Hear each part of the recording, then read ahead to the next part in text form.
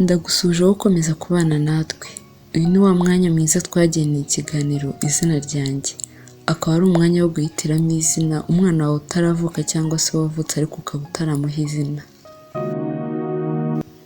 Uyu mwanya rero twabategurira amazina meza kandi agezweho. Ikindi kandi ari unique cyangwa se adakunze kwitwa n'abantu benshi wakita umwana wawe. Ni izina ryazamushimisha ndetse nawe kuko ukumva ko ari izina ryiza. Ndakwibutsa gukora subscribe nimba utarayikora kandi niba hari igitekerezo waba wifuza kutugezaho ukaba wabinyuza muri comments.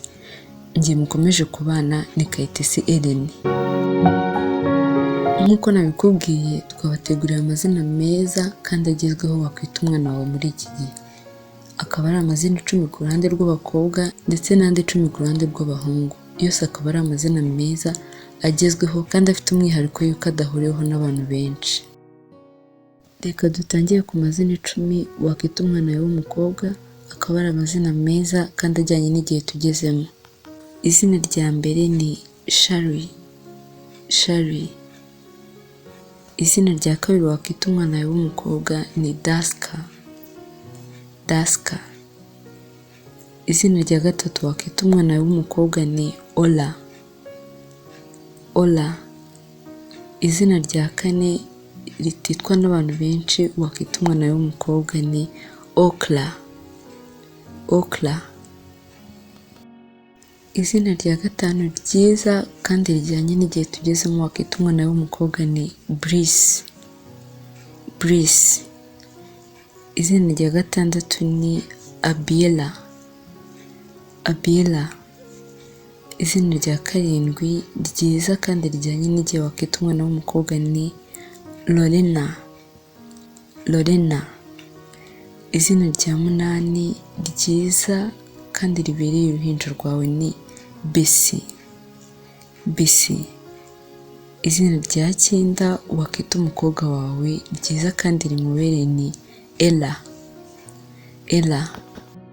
Izina rya 10 ari naryo rya nyuma mu yo twabateguriye wakita umwana wawe w'umukobwa ryiza kandi rijyanye n'igihe tugezemo ni Galvina.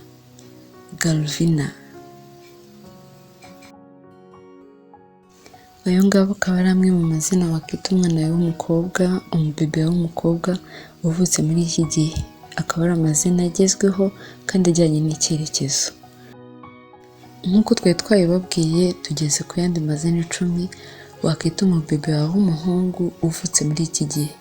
Akaba ari amazina ajyanye koko n'igihe tugezemo kandi rikaba ari izina ryiza yaba kuryise ndetse n'uryiswe. Izina rya mbere ni Lucas. Izina rya kabiri ryiza rijyanye n'igihe tugezemo wakita umubebe w'umuhungu ni Aiden. Izina rya gatatu ni Don.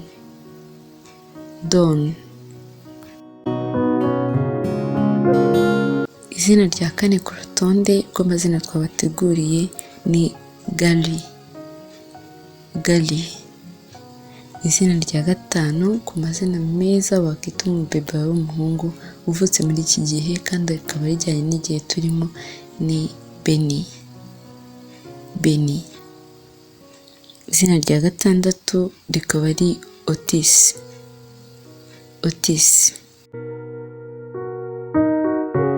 Izina rya 7 ryiza ridahuriweho n'abantu benshi wakita umubebe wawe uvutse muri iki gihe ni Gavin. Izina rya 8 ni Ian. Izina rya 9 ku rutonde twabateguriye wakita umuhungu wawe uvutse muri iki gihe ryiza kandi ryihariye ni Sayla. Izina rya 10 ari naryo rya nyuma ku rutonde twabateguriye wakita umwana wawe w'umuhungu uvutse muri iki gihe rikamubera ryiza ndetse nawe bikagushimisha ni Allen.